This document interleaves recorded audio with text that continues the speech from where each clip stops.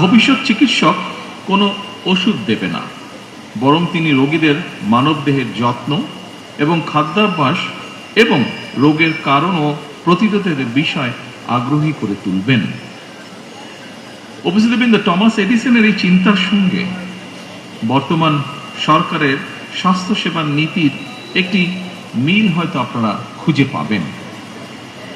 চিকিৎসা সেবার ক্ষেত্রে বর্তমান সরকারের নীতি হচ্ছে prevention is better then cure.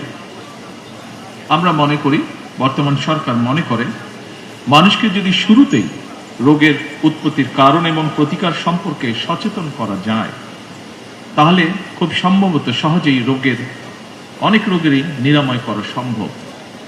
এই প্র্যাকটিসটি ইউরোপে এখন ধীরে ধীরে শুরু হয়েছে। বর্তমান সরকার নতুন করে, আপনি এর মধ্যেই শুনেছেন যে এই ব্যবস্থাটা রোগ যাতে প্রতিরোধ করা সম্ভব হয়, সেই লক্ষ্যে বর্তমান সরকার আরো 1 লক্ষ হেলথ ওয়ার্কার বা স্বাস্থ্যকর্মী নিয়োগ করতে যাচ্ছে, যারা নাগরিকদেরকে প্রাথমিক স্বাস্থ্য সেবা সম্পর্কে সচেতন এবং সতর্ক করবেন। তবে হেলথ ওয়ার্কার বা স্বাস্থ্যকর্মীদেরকে যথাযথভাবে প্রশিক্ষণ করার ক্ষেত্রে অবশ্যই চিকিৎসক বৃন্দকে নেতৃত্ব দিতে হবে।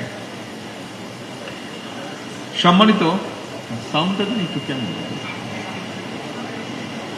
সামনে গেলে তো টোকা খাবো আমি, বেশি সামনে হয়ে যাচ্ছে।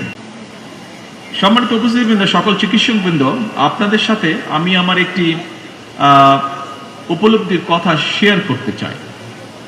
কি সেটি হচ্ছে, শিক্ষার্থী কিংবা পেশাজীবীগণ রাজনীতিতে সংশ্লিষ্ট থাকবেন কিংবা কতটা থাকবেন, এটা নিয়ে বিভিন্ন মহলে একটি আলোচনা আছে।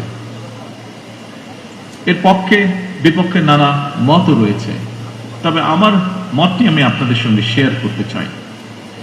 একটি গণতান্ত্রিক রাষ্ট্রে যেহেতু রাজনৈতিক সিদ্ধান্ত প্রায় সকল কাজকেই প্রভাবিত করে, সেহেতু শিক্ষার্থী, শিক্ষক কিংবা পেশাজীবী সবাই যার যার মতাদর্শ অনুসারে রাজনৈতিকভাবে সুসংগঠিত থাকবেন বা সচেতন থাকবেন, এটা কোনো অযৌক্তিক কোনো বিষয় নয়। তবে হাততালিটা একটু পরে দিন, পরের লাইনটা বলে নেই, পরের কথাটা বলে নেই, তারপরে হাততালি দিয়ে। এই তবেটাই হচ্ছে ইম্পর্টেন্ট বিষয়।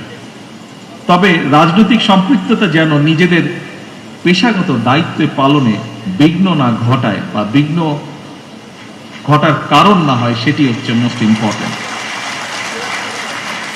এই ব্যাপারে এখানে উপস্থিত ড্যাবের সকল চিকিৎসক বৃন্দকে আমি সতর্ক থাকার জন্য আহ্বান জানাবো।